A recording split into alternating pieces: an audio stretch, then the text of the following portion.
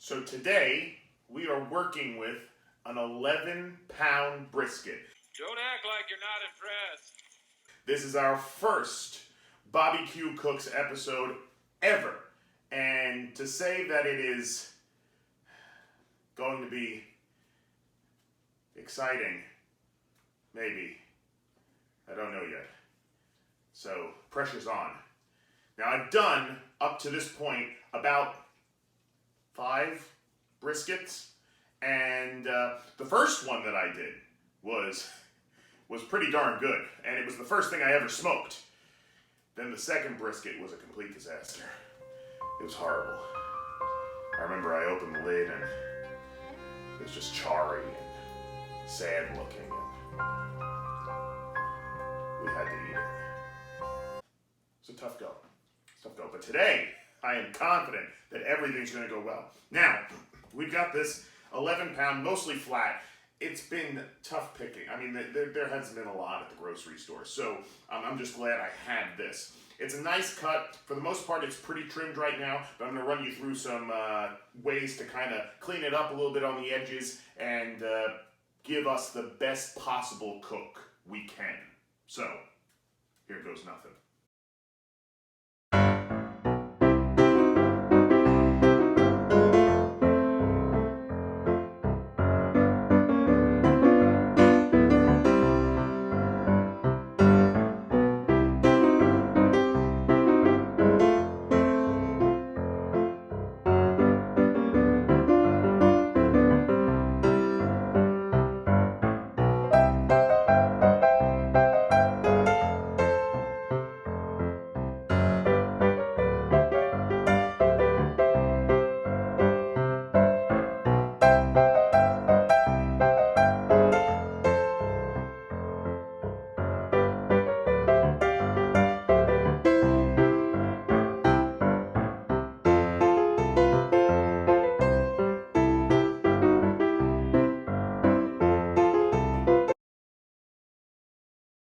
Okay, so first thing that we need to do when we start to trim the brisket is we need a dirty hand and we need a clean hand, okay? The reason for that is we need a hand to hold the knife in and then a hand to make sure that we can maneuver, pick up, flip over, and whatnot.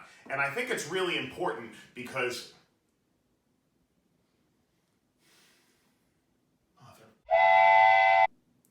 so you'll notice that on the edges here, there's just a lot of unnecessary fat, things that kind of hang off, things that we want to get rid of. And the reason why we want to get rid of it is basically that stuff's just going to burn. It's not going to hang around. It's not going to taste good. And then we've got huge pieces of fat as we get closer to where the point would be on this, since this is mostly a flat side.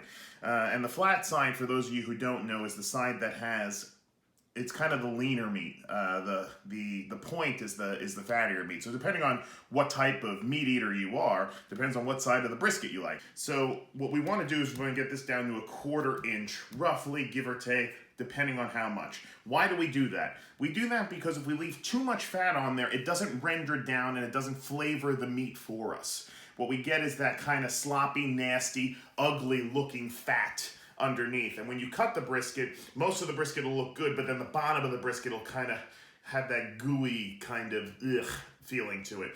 And anybody who eats that really just, it may taste good at first, but after a while it just makes you sick to your stomach. So we're looking to get that as far down as we possibly can, because we want to get a layer of fat on here that really does a great job of flavoring the meat.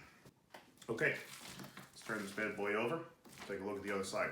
Now you can see, completely different look of meat here.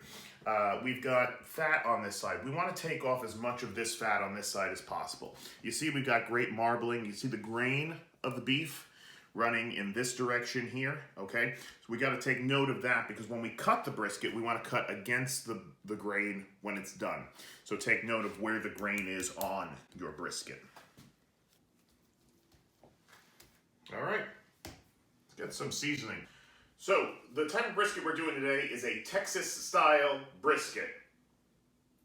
Texas-style. Now, what makes it a Texas-style brisket?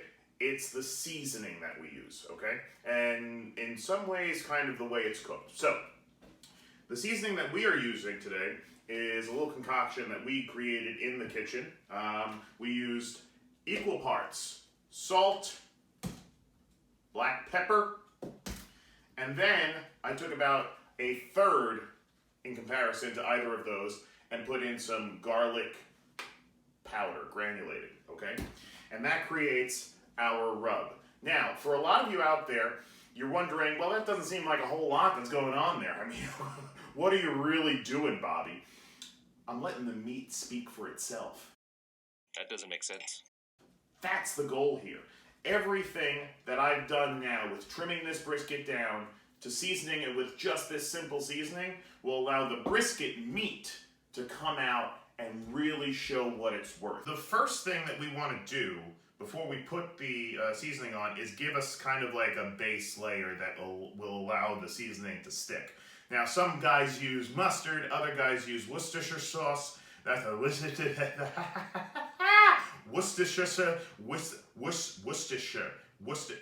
Why is that so hard to say? It doesn't matter. The point is, I use olive oil, okay? I think olive oil works really well. This is not to enhance the taste at all. This is just to make sure that we have a binding agent on the meat.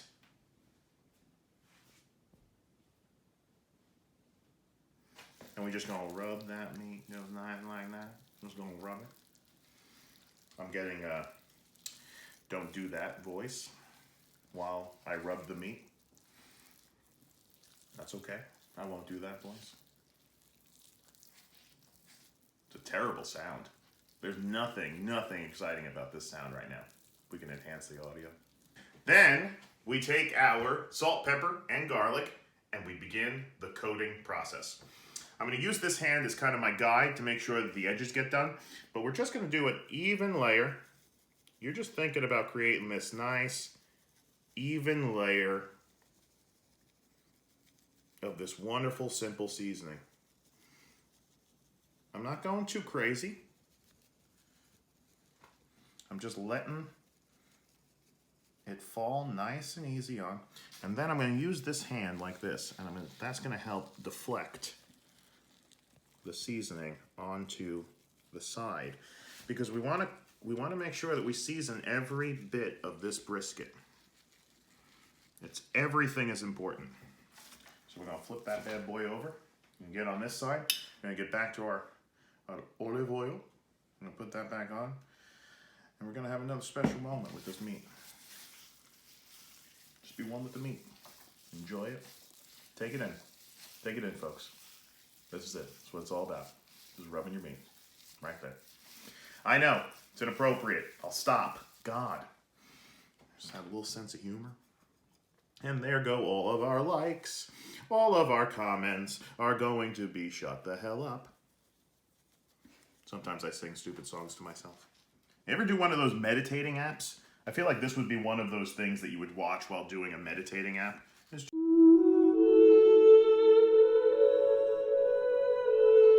Just a nice, easy, gentle sprinkling of some salt and pepper and garlic on your meat. Just cover and coating it. Nice and easy. I feel like I'm Bob Ross right now, like I'm painting a picture. This is the most artistic I've ever felt in my entire life, by the way. And I'm an artist. Okay. In my profession. Got a little derpy dirt moment there. We're gonna keep it. Okay, this brisket is seasoned. Now we just gotta get the grill up to temp, and then we're ready to go.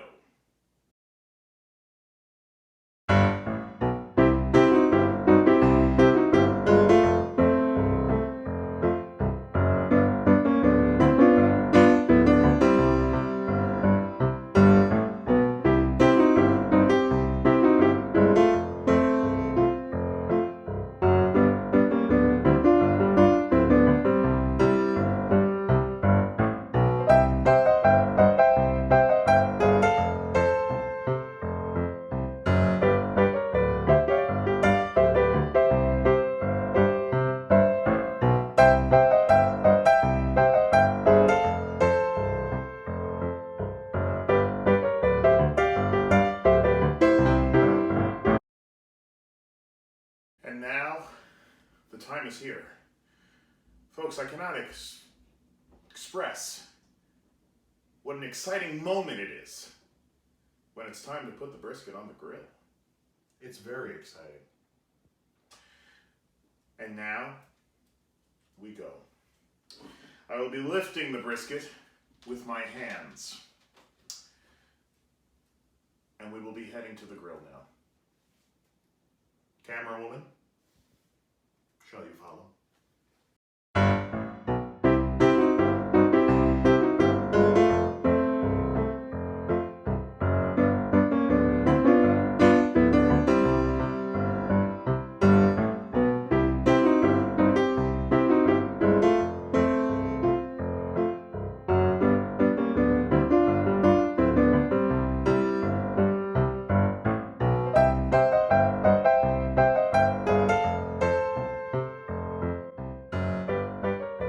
So every 2 hours, 2¼ hours, I like to go out and spray the brisket just to keep it super moist. You can see that inside of the grill, not only do I have a little water pan up on top with it, but I've also filled the water pan inside.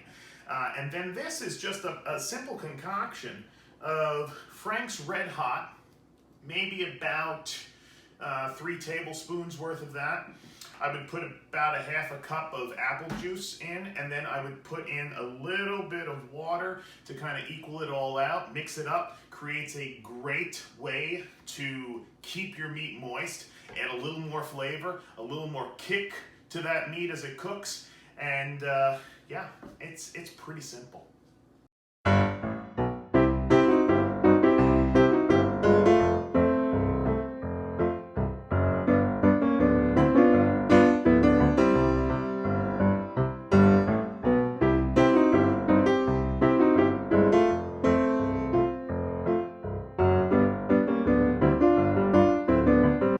To do now is we're about to go out, okay, and we're going to take the brisket off the grill. We've now hit the stall, okay, and what the stall is when you slow cook a piece of meat like brisket, it kind of backward sneeze, the dog. Anyway, let's just let him have his. One eternity later. So what I was talking about is we've hit the stall, okay? And the stall happens anywhere from 155 degrees to 165 degrees. And it kind of hangs out there for a long time. Now you could power through the stall, but we'd like to eat dinner before tomorrow. So what we're gonna do is we're gonna do something called the Texas Crutch. And that's when we take aluminum foil and we wrap the entire brisket and then put it back on. What that does is it keeps the brisket super juicy, for one, which is something that we really want, but it also expedites our process through the stall so that we can get to that magical number 204 degrees much faster. Let's go do it.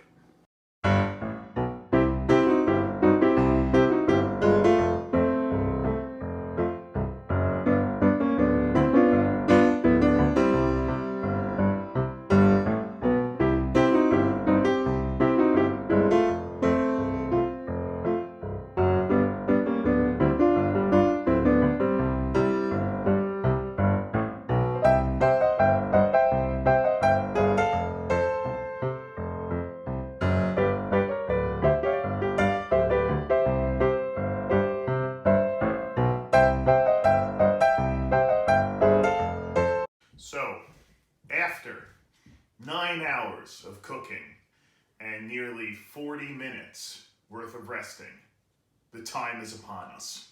Friends, we finally have our brisket. Now, when I pulled it off the grill, it temped at 205 degrees, right where we want it. Man, I'm so excited about this. This is going to be our first view of this bad boy in about, well, I'd say 6 hours at this point.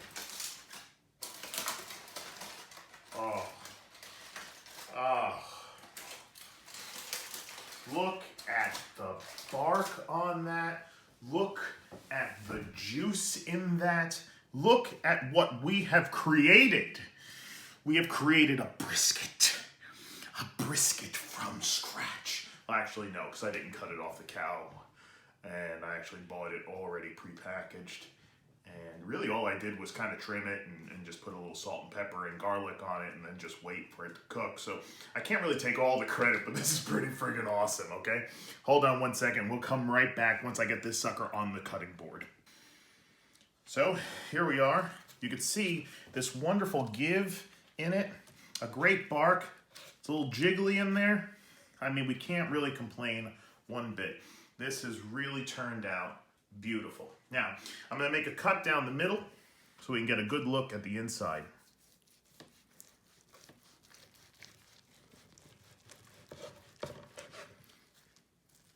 Wait for this reveal. Oh my God, look at how, are you seeing that? That, my friends, is out of this world. Let's get a little better look. Both sides, beautifully, beautifully cooked. I mean, all right, we're gonna have to do a taste test. Nicely as I can. Get a nice piece all the way down to the bottom. Before we try it, first thing we're gonna do is we're gonna try the pull test. The pull test is gonna show us whether or not you can see it just pulls apart so nicely. Oh, look at that, straight cut right, oh my God, look at that pull. All right, here's the test.